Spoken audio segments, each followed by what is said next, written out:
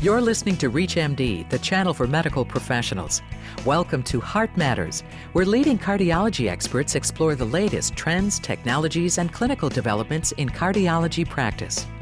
Your host for Heart Matters is Dr. Jack Lewin, Chief Executive Officer of the American College of Cardiology. Next year promises to be an important one in health policy, in cardiology, and in many other areas of medicine as we set our sights on significant transformations across our healthcare system. What can you anticipate from the American College of Cardiology in the coming year that will improve your practice environment and enhance the care you provide to your patients?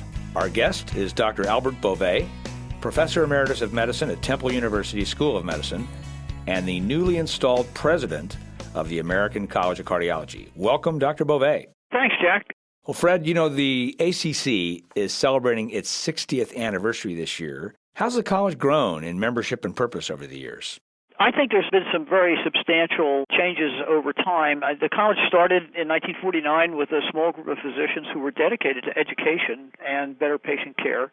Over the years, they've demonstrated this commitment, and the college has grown based on that commitment so that we are very, very strongly committed to education, including even international education, which was one of the early agendas, and the providing of resources to the members so that they can improve their ability to practice. I mean, we have educational tools, we have registry tools, and in this past 5 or 6 years, we've really been paying attention to the entire healthcare environment that we live in, including healthcare reform, better practice methods with guidelines and standards and so on. So I think the evolution of the college is in exactly the direction that I think the founders hoped it would go, and I'm quite happy to say that we're fulfilling the original goals that were set forth in 1949. College really has become a different kind of institution. It's like education and then science and then quality of care and now even advocacy. So you mentioned the quality area. You know, there's something called the Quality First Initiative, Fred. Can you describe that in a little more depth? Well, we basically have made a strong commitment to having our members understand what quality is in the practice of cardiology and how to produce quality care and also how to measure quality care. So one of the things that we're doing with Quality First is, number one, taking our commitment to doing guidelines and practice performance measures and actually turning them into tools that will provide the physicians in the college and elsewhere with clear-cut statements on what quality care is, how to measure it, and then how to respond to feedback. So I think we're educating physicians with that, and we're also developing registries that will provide the information we need to look at quality and provide the feedback to the physician so they can continuously improve the level of care that they're providing to patients with heart disease. Given the fact that maybe 3/4 of cardiovascular care is provided by non-cardiologists, I would assume the goal would be to reach out to internal medicine, family practice, emergency medicine, and others, and to nurses and other practitioners as well with these efforts. That's exactly right, Jack, although I think we've sort of concentrated on our own membership first because I think we've got to be the examples and say, yes, we're providing quality, and then get the information out to a broader base. You know, we did expand our membership to nurses and other members of the healthcare team that are not physicians, and they are very much engaged in the quality agenda as well as physicians. And we are creating tools that can be used in the primary care area, in the family practice area, and in the internal medicine area so that hopefully we can have our quality agenda for better patient care spread throughout the healthcare community.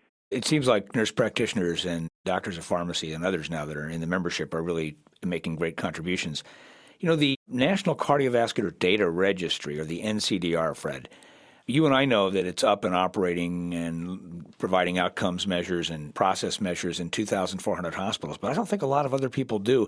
Can you tell us something about the NCDR? Actually, I've been sort of watching how it's evolved since before 1997 when it was first implemented. There was an awful lot of discussion about how to do this. But basically right now what we've focused on in our first of several data registries was the ability to record information about interventional and invasive cardiology, that is from the cath lab in hospitals. And this was a registry that was used by hospitals to enter an array of data that identified the procedures that were being performed and in the cath lab and the outcomes of those procedures. This is a hospital-based registry which developed a tremendous following and in particular has been looked at by various regulatory organizations like state health departments and so on as one of the tools for measuring outcome and performance of individual hospitals. This has become a very popular and very important tool for assessing quality in an individual and a region and nationally, so that if you're a hospital, you can compare your data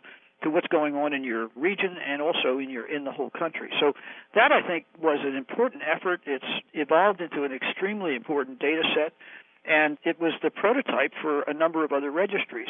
We were approved by Medicare to have a similar registry for ICD implants, for carotid stenosis treatment, both by surgery and by intervention, and we're looking at some clinical registries now, one with following the outcome of acute myocardial infarction in hospitals, and most recently, a registry that's going to allow us to look at the performance of practices in the ambulatory environment, which I think is probably the most important thing we can do in the long term, and feed back to the practicing physician on the quality of what they do in the ambulatory environment. So I think this has started an important movement. We were probably one of the very first organizations to set up these kind of registries, and I think they're becoming extremely necessary in this new world of healthcare reform. Is that new ambulatory registry, that's the IC3 registry, right? Right.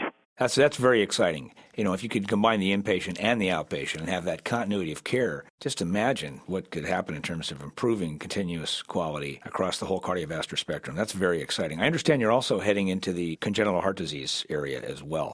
That's right. The first effort at congenital heart disease, and thanks for reminding me of that, is a new registry which is going to look at the outcome of interventional invasive procedures in patients with congenital heart disease. And this will be children and adults, in fact. So it's yet another quality registry to give us insight into how to provide feedback to people that are taking care of patients with congenital heart disease. And I will say, Jack, as you know, I'm very much interested in computers and information systems. And the registries eventually, I think, as we move toward an integrated health information technology system in this country, will be extremely important embedded tools in electronic records and in information networks that will monitor quality and provide feedback at the point of care, including some practice assistance at the point of care. So I see these as becoming an extremely important infrastructure in this large health information effort that we're taking up right now. Those are awesome innovations, Fred. If you're just joining us, you're listening to Heart Matters on ReachMD Radio XM 160, the channel for medical professionals. I'm your host, Dr. Jack Lewin. Our guest is Dr. Alfred Bove, the new president of the American College of Cardiology. We're discussing the year ahead of us at the ACC. Well, Fred, you are the father of the CardioSmart registry, which is now a worldwide educational resource, and CardioSource, excuse me. You really took that one and built it for the college, along with acc.org website. So those are exciting innovations, but I understand that you're now working on something new called CardioSmart as part of the Year of the Patient theme that you've put forward. Can you tell us a little bit about that? I've been practicing cardiology for quite a long time and have gone through stress lab, research lab, cath lab, and as I've gone through that time, I've always tried to be a physician to patients with heart disease. That is, provide ambulatory care, get engaged with patients on a long-term basis so that you really understand the patients and can interact with their long-term needs. In the new world of information theory, we need to get a way to get patients more engaged in their care. I think part of the Year of the Patient effort is to really bring the patient into the care team. And in order to do that, we need to provide education. And, of course, in this day and age, education is provided in many ways, but the most important is over the Internet. So we have developed a website called CardioSmart. It's a patient-directed website. It evolved from the team that developed CardioSource, and it's become a very popular site for information about heart disease for patients. We are building tools into CardioSmart for more engagement of the patient. We're providing the patient with things that will allow them to understand their illness and have questions to take with them to ask their physician about their various cardiac disorders.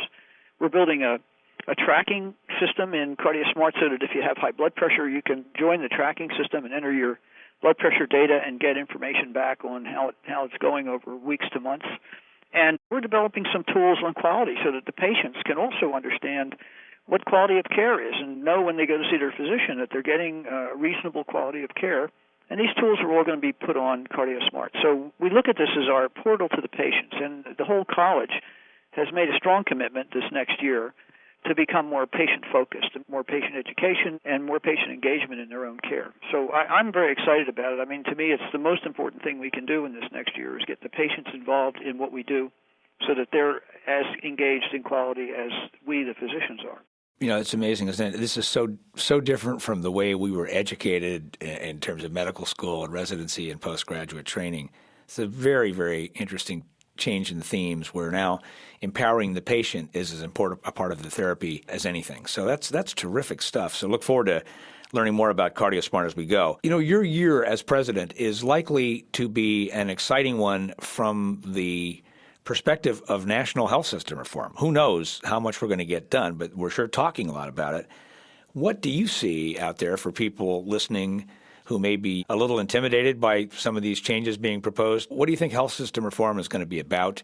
What is the college going to be doing in the middle of it? What are your predictions in these regards? There's a lot of different issues out there. I mean, one of the most important is this health information technology, and President Obama has already made a substantial financial commitment to funding health information technology. And again, I think because of the quality issues, because of the ability to network and provide feedback and care, that's a big initiative. We've been very much interested in health information technology. We have a committee of cardiologists and experts in information technology working to provide statements and policies to the federal government where we think the health information technology ought to be going. So one of the big ones for us is health information technology. I think we're also very much interested in universal coverage. I think it's a tragedy in our country that nearly 50 million people don't have health insurance. I mean, obviously the physicians will feel better if they could get paid for some of that free care, but that issue is only a small part of having better health access for millions of people who don't get the right kind of care because they can't afford to pay for it. So that's another big issue for us. We want to get into payment reform.